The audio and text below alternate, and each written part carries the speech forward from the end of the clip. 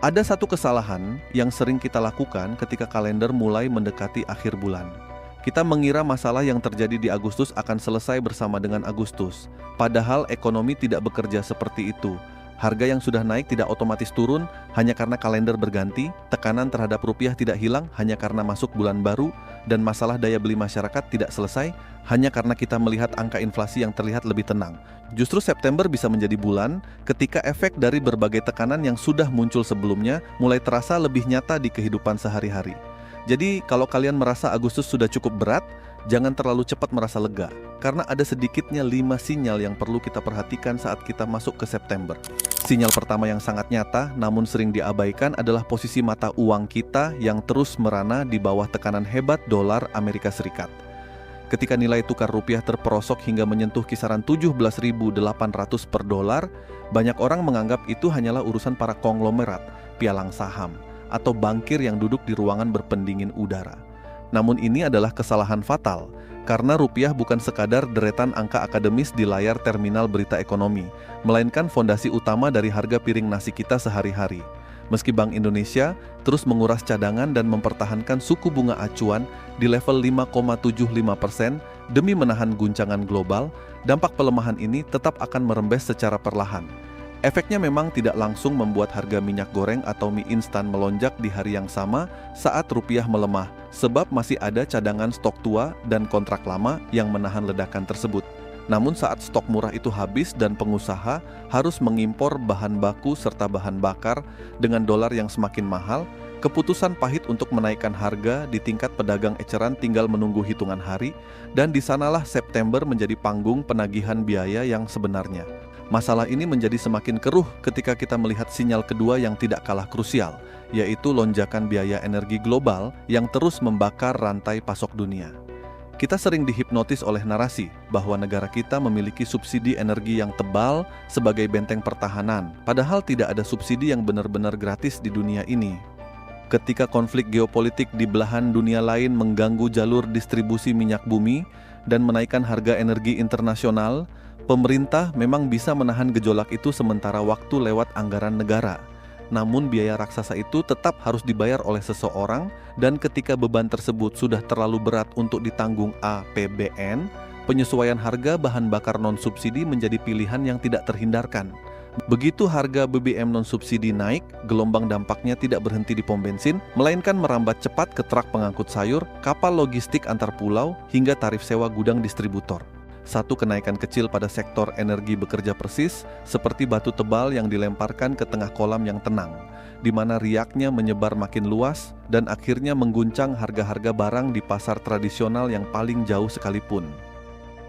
Rantai tekanan ini kemudian menyambung ke sinyal ketiga yang paling dekat dengan isi perut kita, yaitu krisis pangan dan anomali cuaca ekstrim yang siap menghancurkan kepalsuan statistik.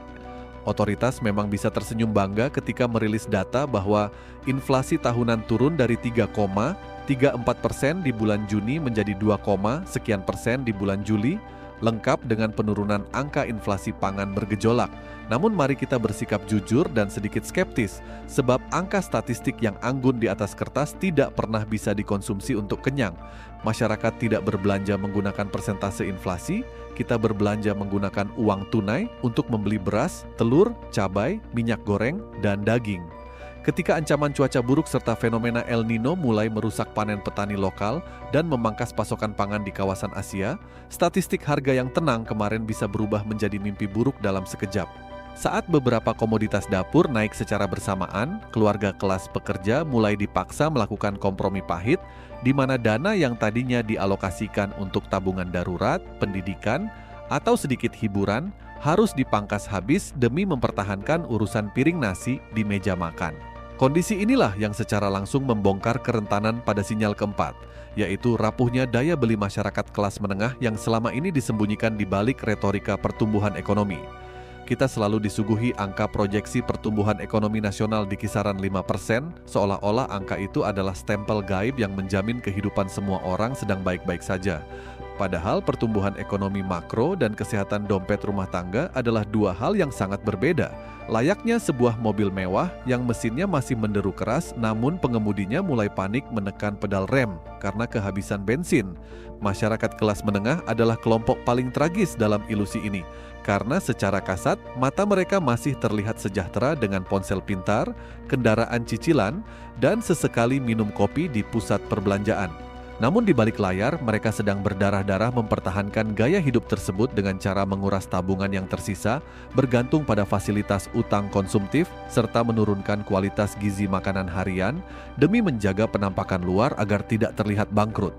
Ketika ruang bernapas finansial ini habis dipaksa menanggung akumulasi biaya hidup yang makin mahal, daya tahan itu akan runtuh, meninggalkan kelas menengah yang makin rentan jatuh miskin dalam waktu singkat.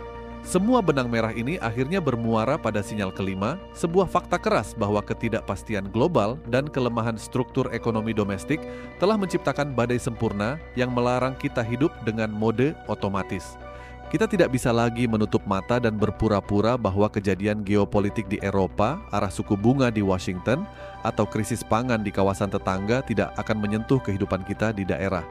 Sistem ekonomi modern terikat sangat erat dan setiap kali ada gejolak di luar sana, dampaknya akan selalu menemukan jalan untuk sampai ke pintu rumah kita dalam bentuk tagihan listrik yang lebih mahal, harga barang pokok yang mengerek naik, serta peluang kerja yang makin menyempit. Kebanyakan orang sering terlambat menyadari bahaya ini karena prosesnya tidak terjadi lewat satu ledakan krisis yang spektakuler dalam semalam. Masalah ekonomi yang sesungguhnya datang secara senyap, menyusup lewat kenaikan harga Rp1.000 di warung, potongan biaya admin yang makin menggelembung, dan nilai tabungan yang makin tidak ada artinya saat ditukarkan dengan kebutuhan dasar. Namun menyadari seluruh risiko pahit ini bukanlah alasan bagi kita untuk tenggelam dalam kepanikan berlebihan, apalagi melakukan tindakan konyol seperti menimbun barang. Menghadapi bulan September dan masa depan yang penuh ketidakpastian bukanlah tentang menebak tanggal pasti terjadinya krisis, melainkan tentang seberapa cepat kita mengambil alih kendali atas hal-hal yang masih bisa kita atur. Kita memang tidak punya kekuatan untuk menahan laju penurunan rupiah, menurunkan harga minyak dunia, atau memerintahkan hujan turun di ladang pertanian, namun kita memiliki kendali penuh untuk menghentikan utang konsumtif yang tidak perlu, memangkas gengsi yang merusak anggaran, mengamankan dana darurat sejengkal demi sejengkal, serta memperkuat keterampilan agar memiliki daya tawar yang lebih kuat di tengah pasar kerja yang makin keras. Dalam situasi ekonomi yang sedang tidak ramah, pemenang sejati bukanlah orang yang berpenghasilan paling besar, melainkan mereka yang paling bijak mengendalikan pengeluaran dan memiliki fondasi yang cukup kokoh saat badai menyapa. Jika analisis jujur dan sudut pandang ini dirasa membuka mata serta memberi kepastian yang lebih realistis, dukung narasi ini dengan memberikan suka pada video ini, membagikannya kepada orang-orang terdekat yang kalian pedulikan, dan tekan tombol berlangganan agar kita bisa terus belajar dan melangkah bersama. Kita mungkin tidak bisa menebak seperti apa cuaca ekonomi esok hari, tetapi kita selalu bisa memilih untuk siap dan tidak menjadi orang pertama yang tumbang saat hujan deras itu akhirnya turun.